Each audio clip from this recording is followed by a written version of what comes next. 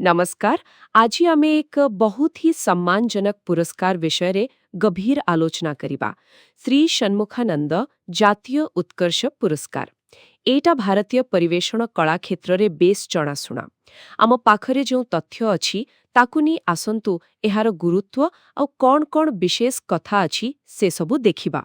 हाँ निश्चय आम पाखरे थिबा विवरणी गुड़िक मुख्यतः एई पुरस्कारर केमती गठन हला, कौन एहार उद्देश्य, एमिति किछि मूल कथा उपरे आधारित। एहार आरंभ केमिति हेला आउ भारतीय कला दुनिया रे एहार जागा कोउठी सेटा बुझिबा पई एहा एक भल आधार। बहुत बढ़िया। तेबे चलंतु आरंभरू देखिबा। एही पुरस्कार आरंभ हेला 2002 मसीहारे आउ एहा पछरे गोटे खास कथा अछि। सेतेबेले थिला मुंबईर गोटे बड़ सांस्कृतिक अनुष्ठान Shri Shanmukhananda fine arts and संगीत सभा तार सुवर्ण जयंती वर्ष। हाँ सेटा गोटे महत्वपूर्ण कथा, कारण एटा पुरस्कारर आरंभ को गोटे ऐतिहासिक मुहूर्त सह जोड़ी देउछि।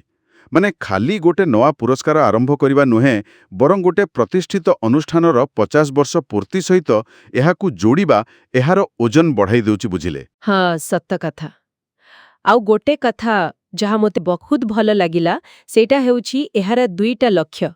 एहा केवल जो माने वरिष्ठ अभिज्ञ कलाकार जो माने पूरा जीवन कला पाई देइछंती सेमानकु सम्मान दिए ता नुहे, बरं युवक जो माने नुआ नुआ आसुछंती सेमिति प्रतिभा मानंकु भी स्वीकृति दिए। एटा टिके अलगा नुहे कि? निश्चय अलगा। आउ सेइठी तो कथाटा आउरी मजेदार होउछि। देखंतु बहुत पुरस्कार अछि जहा केवल स्थापित कलाकारंकु देखाय किंबा केवल नुआ पिलांको उपरे फोकस करे, किंतु दुई पीढ़ी को गोटिए मंचरे सम्मान देवा पछरे गोटे बहुत भल चिंताधारा अछि। एटा देखाउछि जे परंपरा को बंची रखिबा वरिष्ठंक जरियारे आउ नुआ सृष्टि को प्रोत्साहन देबा नुआ पीढ़ींक जरियारे ए दुईटा जाक जिनसो भारतीय कला पई केते जरूरी।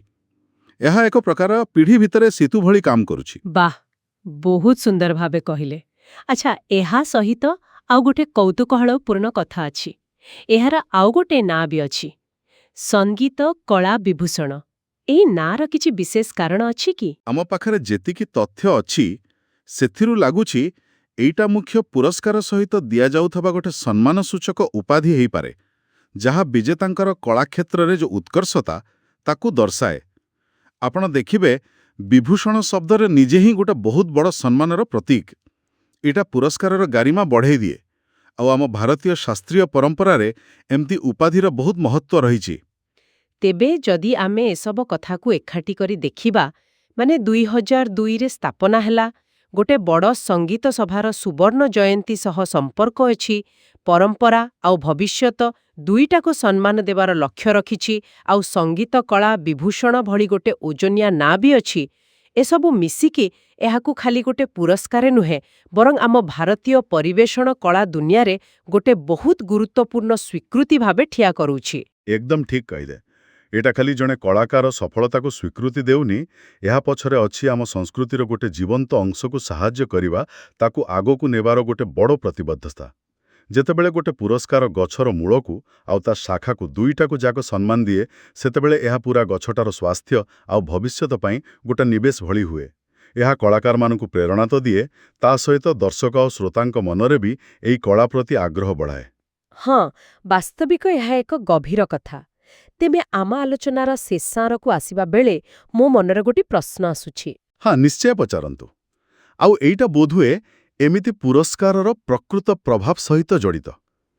जेतेबेले आमे कहूचे जे एहा अभिज्ञ कलाकारंक सहित उद्यमान माने युव कलाकार मानंकु भी स्वीकृति दउछि, आमको टिके भाबिबाकू पड़िबो। एई जो स्वीकृति एहा प्रकृतरे जणे कलाकारर, विशेष करी जणे युव कलाकारर कला यात्रा को केमिति प्रभावित करे? कौन एइटा तांकु नुआ नुआ परीक्षा निरीक्षा करिबाकू साहस दिए, ना पारंपरिक बाटरे आउरे दृढ़ भावे चालिबाकू प्रोत्साहित करे? एई स्वीकृतिर लंबा समयर प्रभाव पूरा परिवेषण कलार गतिपथ उपरे कौन होई पारे? एटा एक भाबिबा भली कथा। हाँ, निश्चय एक चिंतनीय विषय। आजि पई एतिकी, पुणी देखा हेबो।